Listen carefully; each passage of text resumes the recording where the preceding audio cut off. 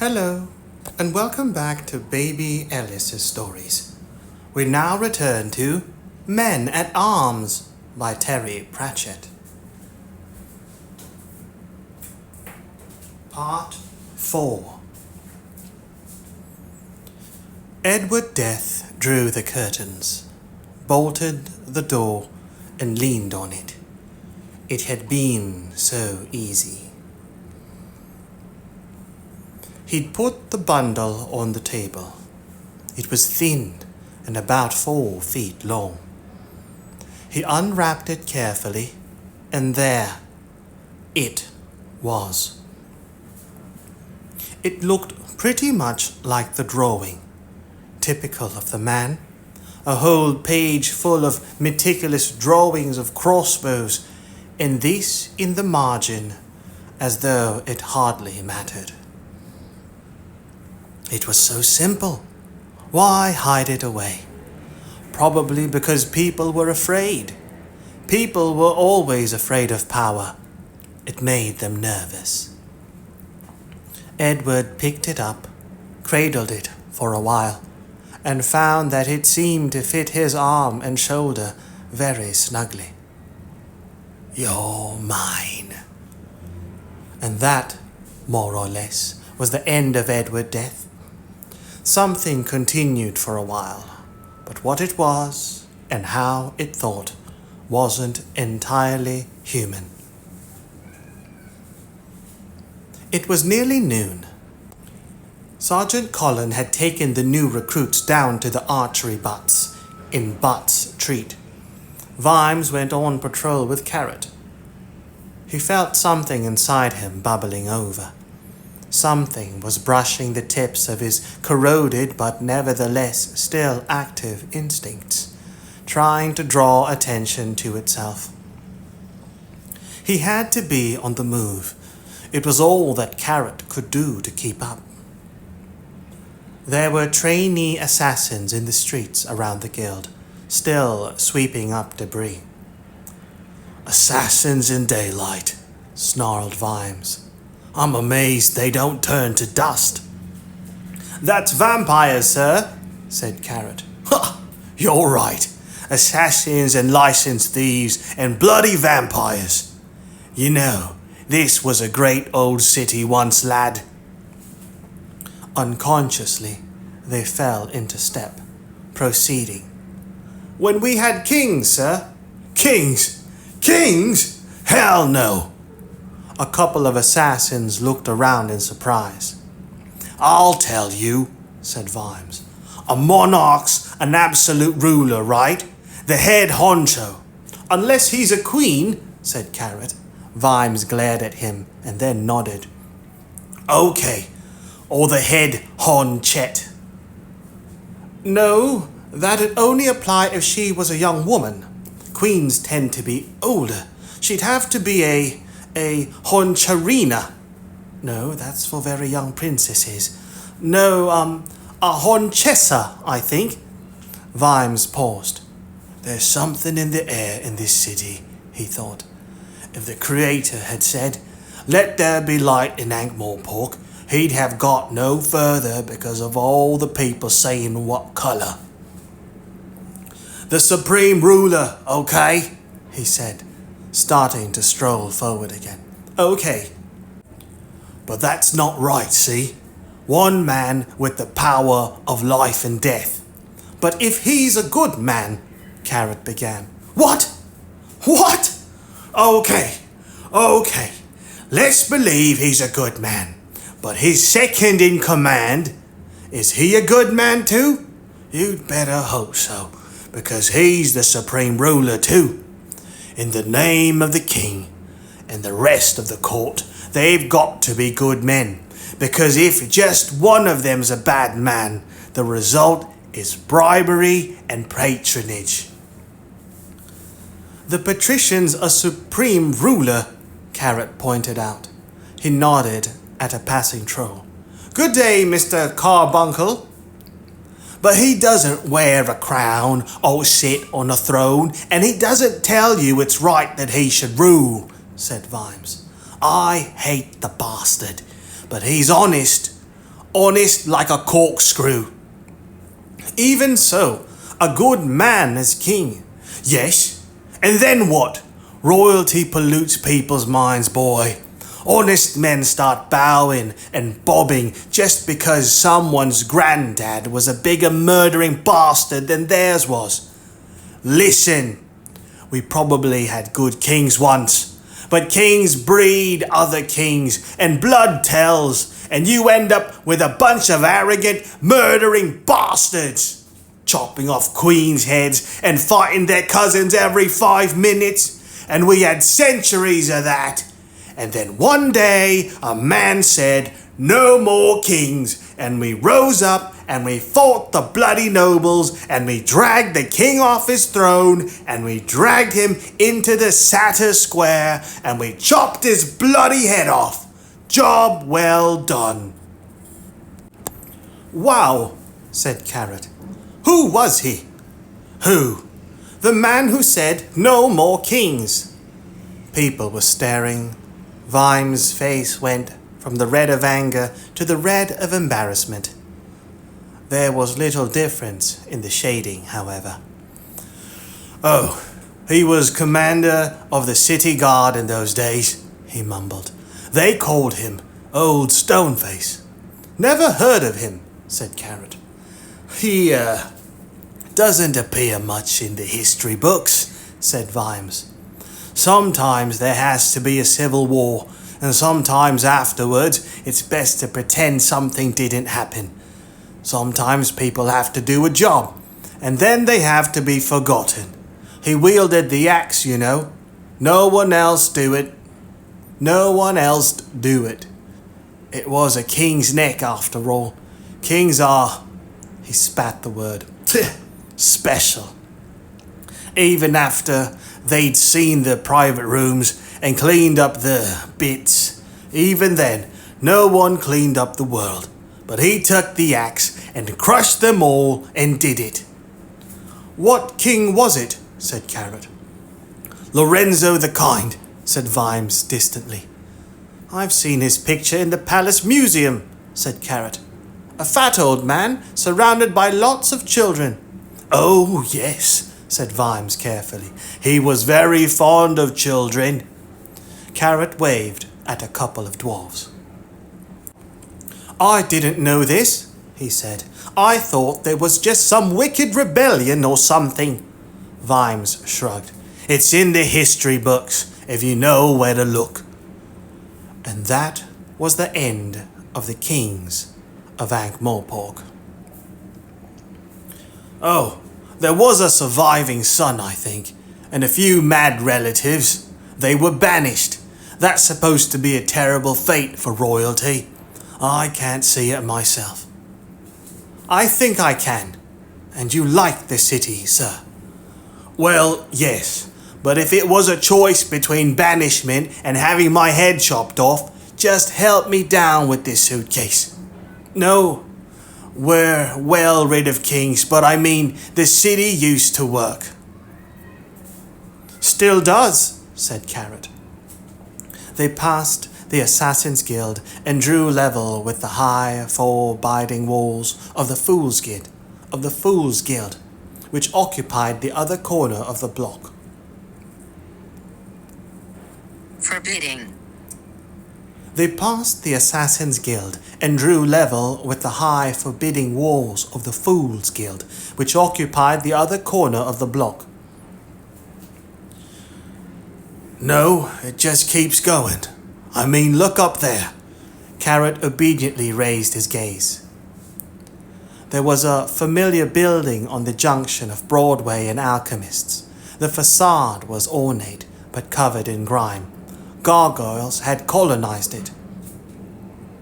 The corroded motto over the portico said, Neither rain nor snow nor gloom of nit can stay these messengers about their duty. And in more spacious days that may have been the case. But recently, someone had found it necessary to nail up an addendum which read,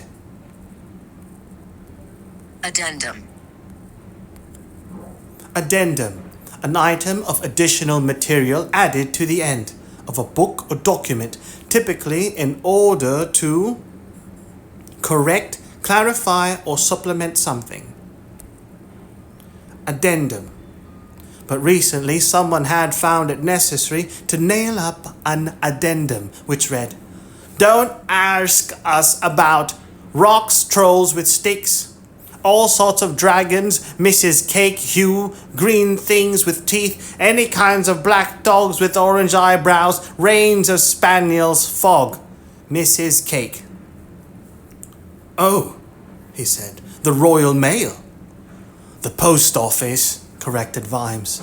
"My granddad said that once you could post a letter there, and if it be delivered within a month without fail. You didn't have to give it to a passing dwarf and hope the little bugger wouldn't eat it before." His voice trailed off. "Oh, sorry. No offense meant." "None taken," said Carrot cheerfully. "It's not that I've got anything against dwarves. I've always said you'd have to look very hard before you'd find a better bunch of highly skilled, law-abiding, hard-working little buggers. Yes and no," they proceeded. "That Mrs. Cake," said Carrot. "Definitely a strong-minded woman, eh?" "Too true," said Vimes. Something crunched under Carrot's enormous sandal. "More glass," he said. "It went a long way, didn't it?" "Exploding dragons. What an imagination the girl has." "Woof, woof," said a voice behind them. "That damn dog's been following us," said Vimes. "It's barking at something on the wall," said Carrot. Gaspard eyed them coldly. "Woof, woof, bloody whine, whine," he said. "Are you bloody blind or what?" It was true that normal people couldn't hear Gaspard speak, because dogs don't speak. It's a well-known fact. It's well known at the organic level, like a lot of other well-known facts, which overrule the observations of the senses. This is because if people went around noticing everything that was going on all the time, no one would ever get anything done. Besides, almost all dogs don't talk. Ones that do are merely a statistical error and can therefore be ignored. However, Gaspard had found he did tend to get heard on a subconscious level. Only the previous day someone had absent-mindedly kicked him into the gutter and had gone a few steps before they suddenly thought, "I'm a bastard. What am I?" "There is something up there." "There is something up there," said Carrot. "Look, something blue hanging off that gargoyle." "Woof, woof, woof. Would you credit it?" Vimes stood on Carrot's shoulders and walked his hands up the wall, but the little blue strip was still out of reach. The gargoyle rolled a stony eye towards him. "Do you mind?" said Vimes. "It's hanging on your ear with the grinding of stone on stone." "Do you mind?" said Vimes. "It's hanging on your ear." With a grinding of stone on stone, the gargoyle reached up a hand and unhooked the intrusive material. "Thank you." On it. "Ont ent on it." Vimes climbed down again. "You like gargoyles, don't you, Captain?" said Carrot, as they strolled away. "Yep, they may only be a kind of troll, but they keep themselves to themselves and seldom go below the first floor and don't commit crimes anyone ever finds out about. My type of people." He unfolded the strip. It was a collar, or at least what remained of a collar. It was burnt at both ends. The word chubby was just readable through the suit. "The devils!" said Vimes. "They did blow up a dragon!" The most dangerous man in the world should be introduced. He has never, in his entire life, harmed a living creature. He has dissected a few, but only after they were dead. and had marveled at how well they'd been put together, considering it had been done by unskilled labor. For several years, he hadn't moved outside a large, airy room, but this was okay, because he spent most of his time inside his own head in any case. There's a certain type of person it's very hard to imprison. He had, however, surmised that an hour's exercise every day was essential for a healthy appetite and proper bowel movements, and was currently sitting on a machine of his own invention. It consisted of a saddle above a pair of treadles which turned by means of a chain.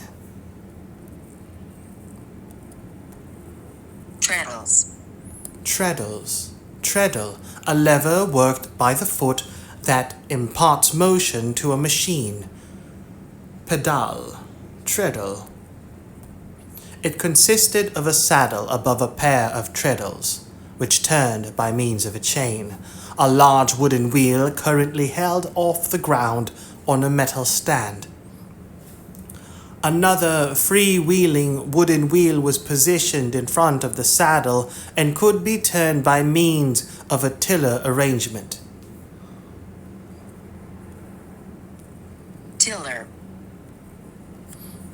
Tiller, a horizontal bar fitted to the head of a boat's rudder post and used as a lever for steering, and could be turned by means of a tiller arrangement. He'd fitted the extra wheel and tiller so that he could wheel the entire thing over to the wall when he'd finished taking his exercise, and besides, it gave the whole thing a pleasing symmetry. He called it the turning the wheel with pedals and another wheel machine. Lord Veterinary was also at work. Normally, he was in the oblong office or seated in his plain wooden chair at the foot of the steps in the palace of Ankh-Morpork. There was an ornate throne at the top of the steps, covered with dust. It was the throne of Ankh-Morpork, and was, indeed, made of gold. He'd never dreamed of sitting on it. But it was a nice day, so he was working in the garden. Visitors to Ankh-Morpork were often surprised to find that there were some interesting gardens attached to the patrician's palace. The patrician was not a gardens kind of person, but some of his predecessors had been, and Lord Veterinary never changed or destroyed anything if there was no logical reason to do so. He maintained the little zoo and the racehorse stable, and even recognized that the gardens themselves were of extreme historic interest, because this was so obviously the case. They had been laid out by bloody stupid Johnson. Many great landscape gardeners have gone down in history and been remembered in a very solid way by the magnificent parks and gardens that they designed with almost godlike power and foresight, thinking nothing of making lakes and shifting hills and planting woodlands to enable future generations to appreciate the sublime beauty of wild nature transformed by man. There have been Capability Brown, Sagacity Smith, Intuition de Ver, Sal de Gore.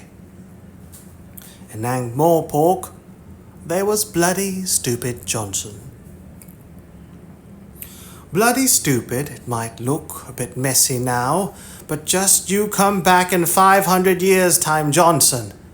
Bloody stupid, look, the plans were the right way round when I drew them, Johnson. Bloody stupid Johnson, who had 2,000 tons of earth built into an artificial hillock in front of Quirm Manor because it'd drive me mad to have to look at a bunch of trees and mountains all day long. How about you?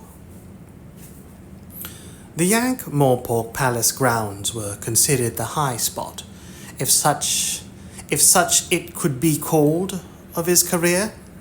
For example, they contained the ornamental trout lake, 150 yards long, and because of one of those trifling errors of notation that was such a distinctive feature of Bloody Stupid's designs, 1 inch wide.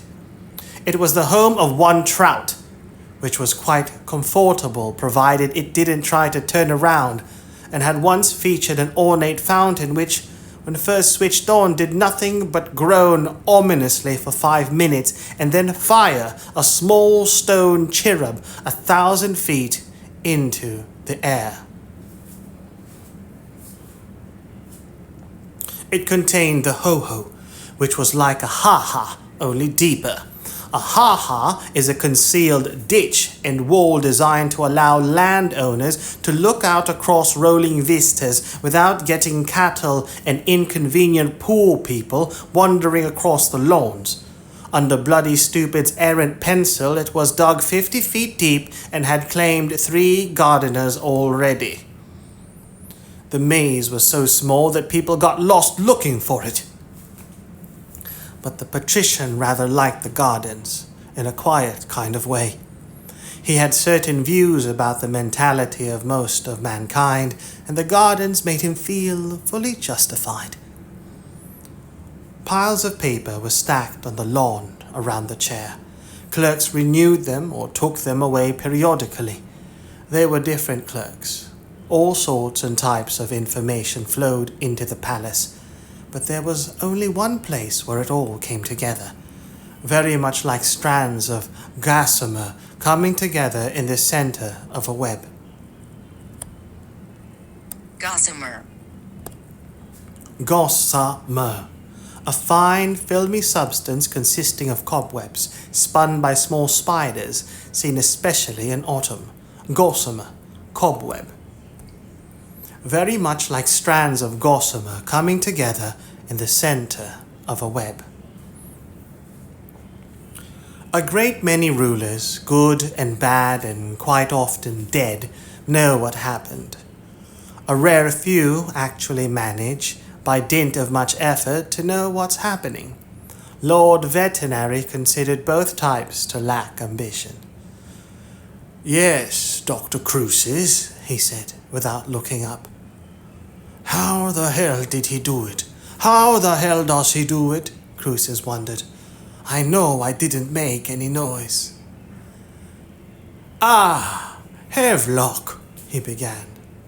"You have something to tell me, Doctor." "It's been mislaid." "Yes, and no doubt you are anxiously seeking it. Very well. Good day." The patrician hadn't moved his head the whole time. He hadn't even bothered to ask what it was.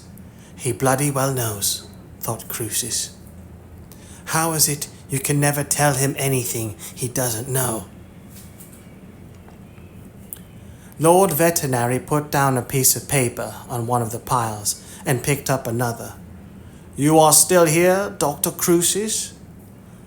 "I can assure you, my lord, that I'm sure you can. I'm sure you can. There is one question that intrigues me, however. My lord, why was it in your guild house to be stolen? I have been given to understand it had been destroyed. I'm quite sure I gave orders."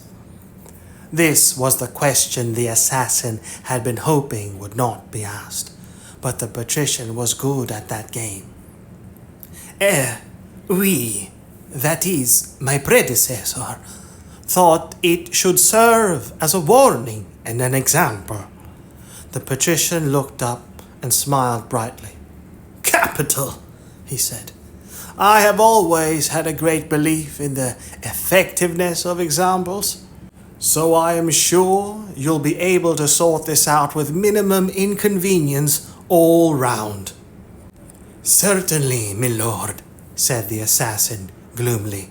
But... Noon began. Noon in Ankh-Morpork took some time, since 12 o'clock was established by consensus. Generally, the first bell to start was that one in the Teachers' Guild, in response to the universal prayers of its members. Then the water clock on the Temple of Small Gods would trigger the big bronze gong. The black bell in the Temple of Fate struck once, unexpectedly, but by then the silver pedal-driven carillon in the Fool's Guild would be tinkling. The gongs, bells, and chimes of all the guilds and temples would be in full swing, and it was impossible to tell them apart, except for the tongueless and magical octiron bell of old Tom in the unseen university clock tower, whose 12 measured silences temporarily overruled the din.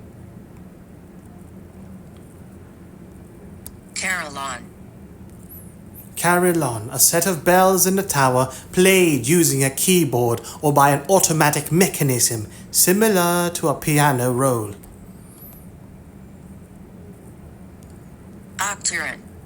Octiron. Ugh. And finally, several strokes behind all the others, was the bell of the Assassin's Guild, which was always last.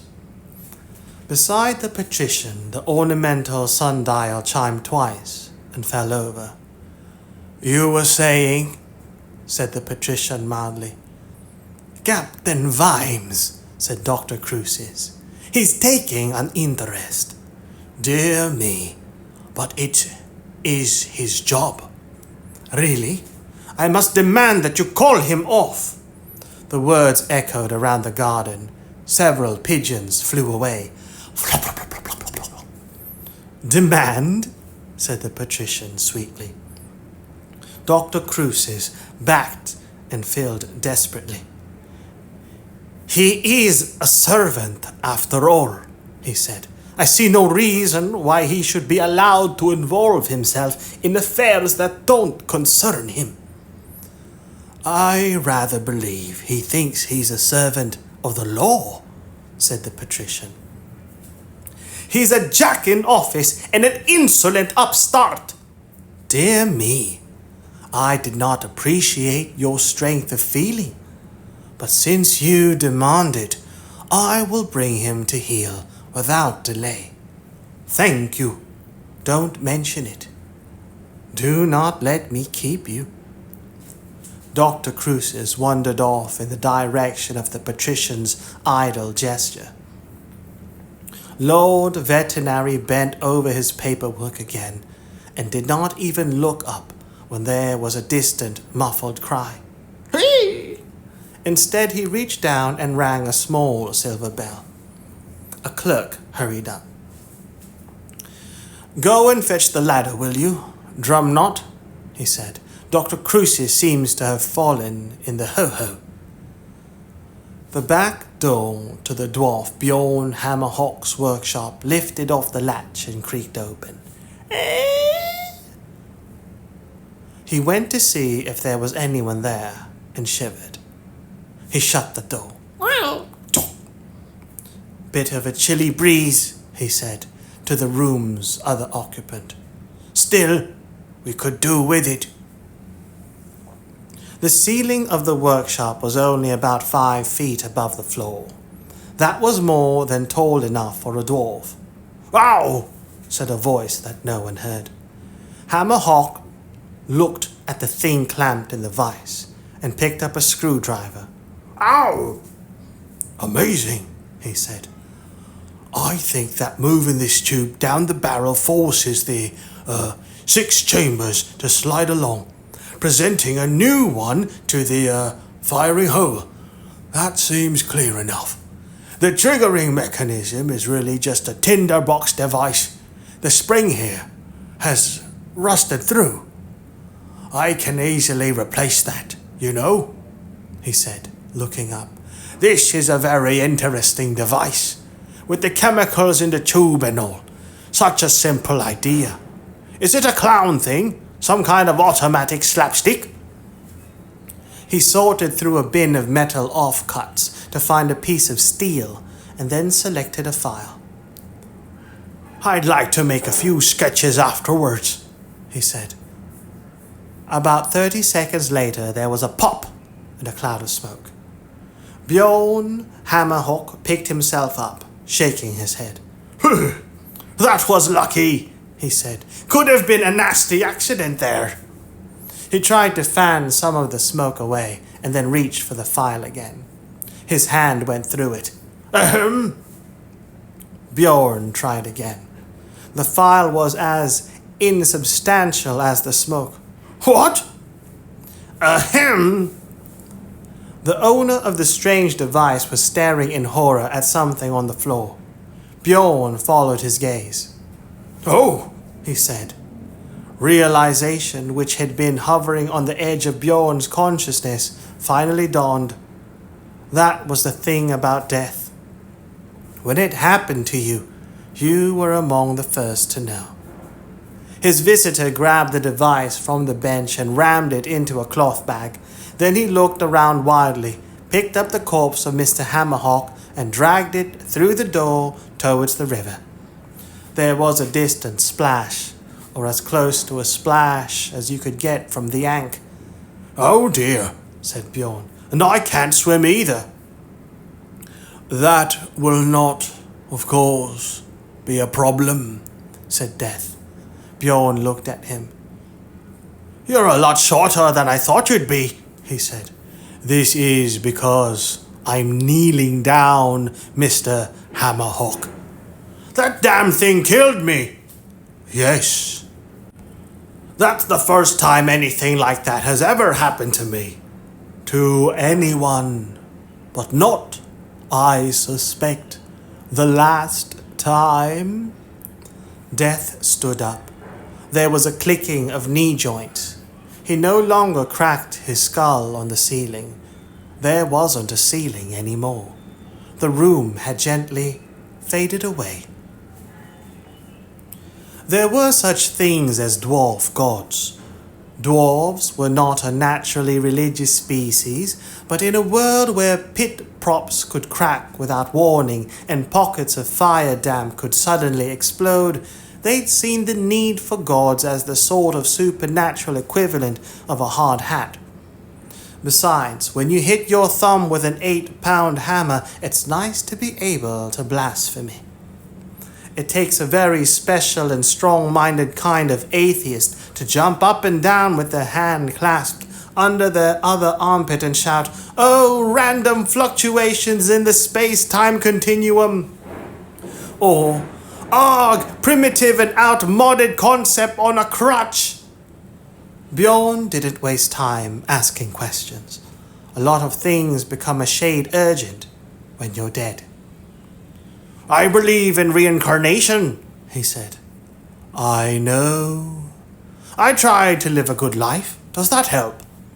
That is not up to me, Death coughed. Of course, since you believe in reincarnation, you'll be Bjorn again? He waited. Yes, that's right, said Bjorn. Dwarves are known for their sense of humor, in a way. People point them out and say, those little devils haven't got a sense of humor. Was there anything amusing in the statement I just made? No. No, I don't think so. It was a pun, or play on words. Bjorn again? Yes? Did you notice it? I can't say I did. Oh, sorry.